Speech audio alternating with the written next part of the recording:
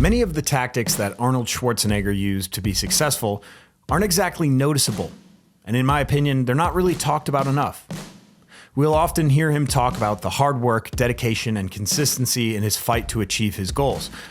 However, in the recent documentary on Netflix aptly titled Arnold, and in particular Part 1, I noticed repetitive themes in Arnold's speaking that I believe were much more important in his journey than the hard work, dedication, and consistency. In this video, I will break down and analyze exactly what those are, and hopefully I can come up with some applicable things that you guys can use, and myself, to be more successful. I've used Marek Health for over a year to get the most comprehensive blood panel on the market. After sample collection at one of the many LabCorp locations, a specialist will give you a very robust breakdown of your lab results. Then they use a 3-step process to help you out. They suggest direct lifestyle changes that can positively affect your results. Then they suggest and provide over-the-counter supplements and vitamins. And then finally, they can set you up with a doctor to provide potential prescriptions if necessary. All of this is completely customized to your specific needs from your lab results. The interesting thing that I found was that the majority of Marek Health customers aren't even receiving prescriptions or hormone replacement and are still seeing incredible results. So go to marekhealth.com/ZachTellender and use code Tellender at checkout to receive 10% off of a checkup panel or a lab panel. But look, the wolf on the hill, right, is not as hungry as the wolf climbing the hill. That's true. See? He's not as hungry, but when he wants the food, it's there. I would consider Arnold's childlike wonder towards the gym and lifting weights as central to his growth and success.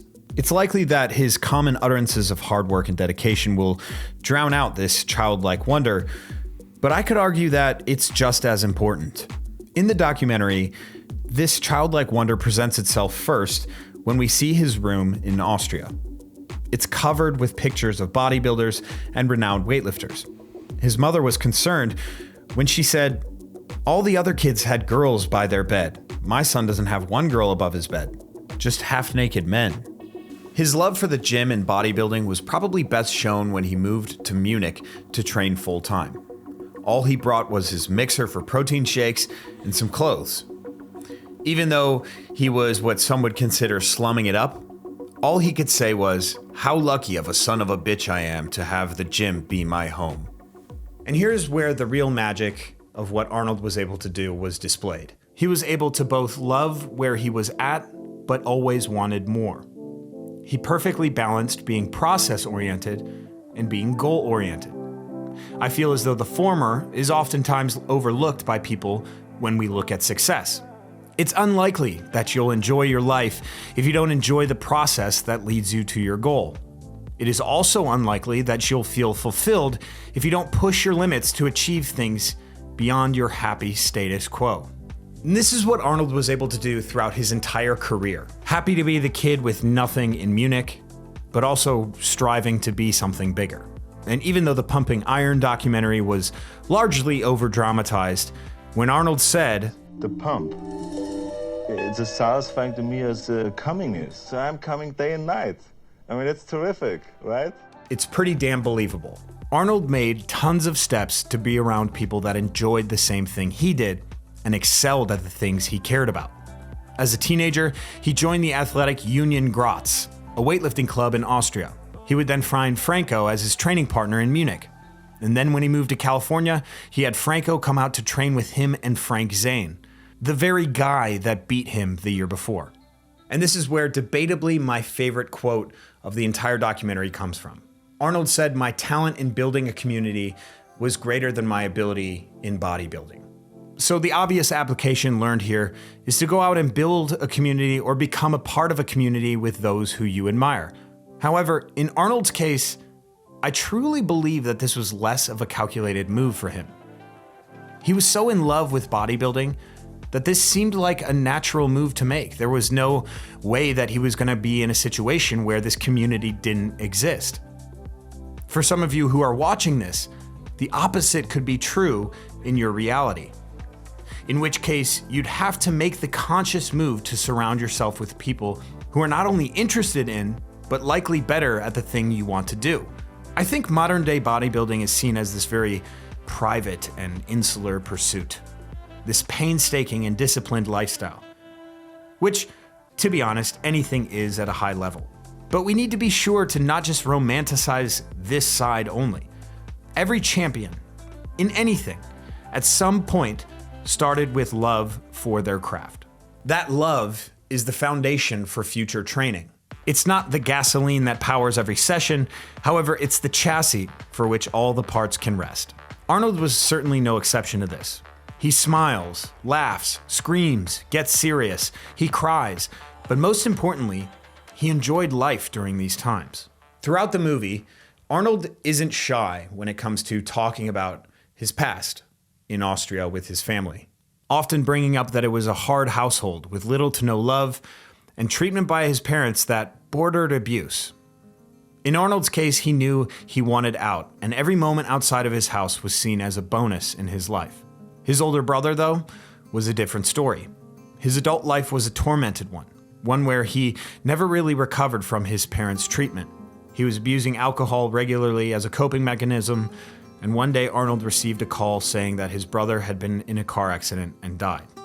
Arnold went on to say, "The very thing that made me who I am today was the very thing that destroyed him." Arnold would take his love for bodybuilding and create a safe haven wherein he could always pursue greatness outside of what happened in his personal life. There was happiness in his present through training, and there was happiness in his future in his goals. And nothing that happened to him would affect those two places. I don't truly believe he used his tough upbringing as motivation. Rather, his tough upbringing was a stress test of his process and goals. He had built up this protection, and when his childhood was through, the result was an indestructible force of conviction. He compares his life in the 70s to his life back home and is always grateful. He said, "The America that I came to had a lot of problems, but to me, it was the shiny house on the hill." And I think being grateful is such a powerful tool, and one that Arnold seems to exude quite often. Grateful that he was able to do what he did, but still want more. All in all, I thought it was a great documentary. For me, seeing things like this, seeing the way that people actually are able to tell stories in somewhat of a longer form is much more important to me. I can grab nuance, I can try and mold these things into practical applications, something that I can give to you guys. And hopefully this video is one of those things. I'd say the biggest, most important thing that I took away from this is that if we're always saying that consistency, hard work, head down, hard work is what makes us who we are, I feel as though if people don't know that by now, they're never going to learn it. And that doesn't mean that we should count those people out. It just means that we haven't really dove deep into these things that truly make people what they are. You know, in Arnold's case, it's not just that he was a machine. He actually said that he played as a character, the machine, when in reality there was so much more to him, so much more depth, so much more experience.